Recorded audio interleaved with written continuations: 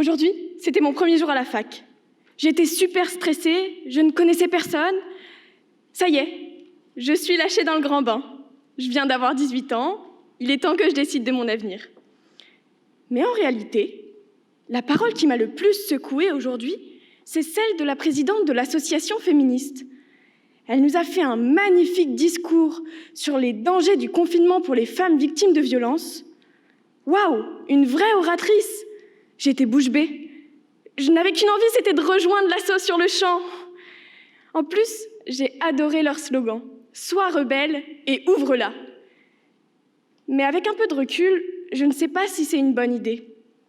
C'était la première fois que j'étais face à une militante féministe et je pense que c'est pour ça que j'ai été si convaincue. Quand je me suis retrouvée face à elle et que j'ai dû me demander « Dois-tu être comme elle ? Dois-tu crier ton féminisme ? Es-tu plutôt rebelle ou belle au bois dormant ?» Eh bien, j'étais perdue. C'est vrai que les apparences sont plutôt en faveur de la belle au bois dormant. Une blonde, aux yeux bleus, un peu timide. Mais surtout, je m'étais jamais vraiment posé la question avant. Dans ma famille, le féminisme, c'est un peu tabou. Avec ma mère, on n'en a jamais trop parlé. Et le peu de fois où on en parlait, elle me disait qu'elle était féministe, qu'avec mon père, elle se laissait pas faire, mais qu'elle préférait rester silencieuse. Un peu comme une idée politique, finalement. On ne dit pas forcément pour qui on l'a voté. Eh bien, c'est pareil. On ne dit pas forcément qu'on est féministe. C'est plus une conviction personnelle. Et là est arrivé le mouvement MeToo. Et j'ai vu ces femmes se lever et oser parler. Mais dans ma famille, c'était pas très bien vu. Mon tonton Fred, vous savez, c'est le tonton relou qu'il y a dans chaque famille. Eh bien, mon tonton Fred, il s'indignait. « Mais c'est qui ces femmes-là? Pourquoi elles parlent? Elles sont pas malheureuses non plus. Oh, bientôt on pourra plus draguer. » Moi, dans tout ça, je sais pas trop. C'était pas le féminisme que je connaissais, donc je sais pas.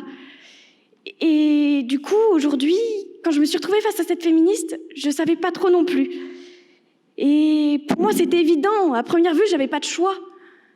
Je serais comme ma mère. Mais là, le choix s'offre à moi. Et le problème, c'est que je ne sais pas vraiment ce que je veux. Alors, la meilleure façon pour choisir, c'est encore de se renseigner. Bon, les féministes silencieuses, je connais. J'ai grandi avec l'une d'entre elles. Mais qui sont ces femmes qui osent se rebeller? On va faire appel à une amie, Google. Bon, mots-clés, femme, rebelle. Oh, Rosa Parks, Jeanne d'Arc, Olympe de Gouges, Angela Davis. Que de femmes admirables, mais qui ont toutes fini brûlées ou en prison. Pas très encourageant. C'était une autre époque, non? Nouveau mot-clé, féministe moderne.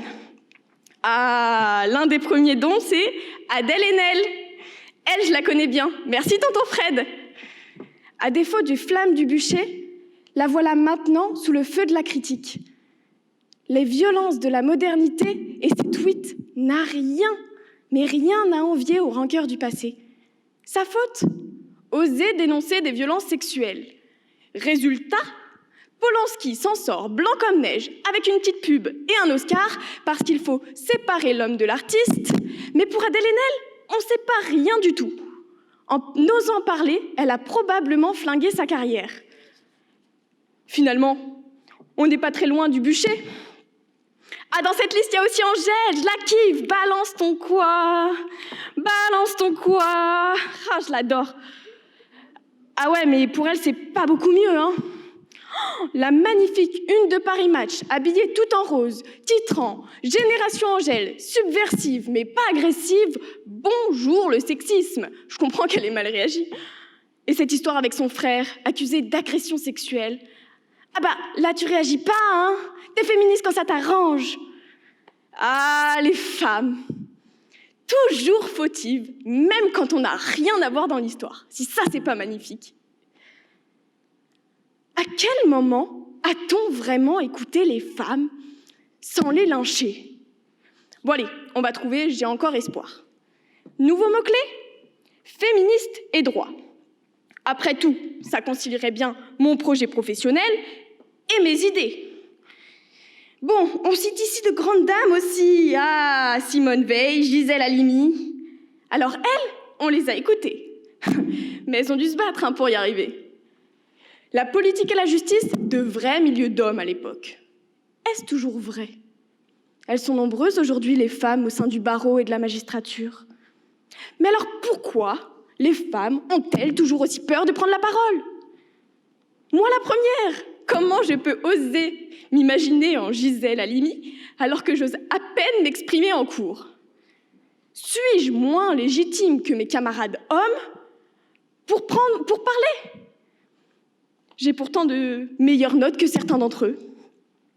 Bon, bilan de recherche. Si tu parles, tu meurs, tu flingues ta carrière ou t'es pas crédible. Pas sûr que ce soit ce dont j'ai envie. Mais en même temps, ces femmes, elles sont waouh, elles ont marqué l'histoire. Tout le monde s'en souvient. Et le message qu'elles portent, fuck les critiques, je suis féministe et j'assume. Mais est-ce que moi, j'ai la force d'être exposée aux critiques publiques et machistes? Est-ce que je veux ne serait-ce que prendre le risque? Parenthèse, vous vous rendez compte que j'associe l'idée de parler à un risque? Fermez la parenthèse. Mais si je me tais, rien ne change. Pourtant, moi je pense qu'on peut être féministe sans le montrer à tout le monde. Une personne rebelle, c'est une personne qui est fortement opposée, hostile à quelque chose et qui refuse de s'y soumettre. Si on résume, je suis bien hostile à toutes ces idées sexistes et machistes et je n'ai pas non plus envie de me soumettre aux diktats. Bilan, je suis rebelle. Mais je suis aussi rebelle face à ce féminisme unique qu'on veut nous imposer. Non, les féministes ne sont pas seulement des femmes qui crient. J'ai envie d'être une rebelle discrète. Un mélange de ma mère et de Gisèle Halimi. Mon corps, mon choix. Mon féminisme, mon choix. En conclusion, je pense que je vais adhérer à cet assaut. Et je serai une personne de l'ombre. Et la nuit, j'irai coller mes mots sur les murs, auprès de ces colleuses qui ne crient pas, mais écrivent. Sur toutes les pages lues, sur toutes les pages blanches, sur tous les murs, j'écrirai ton nom, féminisme. Et puis j'irai manifester auprès de ces féministes célèbres, mais aussi auprès de toute cette masse de femmes, tout aussi féministes, mais inconnues. Et puis maintenant, je réagirai face aux remarques désobligeantes de tonton Fred. Parce qu'après tout, le féminisme, c'est aussi la sororité. Donc, je défendrai la femme, mais pas forcément publiquement. Finalement, je mènerai mes petits combats, comme ma mère. Et puis après, on verra. Pour l'instant, j'ai choisi. Je veux l'ouvrir et la fermer à ma guise. Je veux être belle sans me laisser bercer et rebelle pour les réveiller.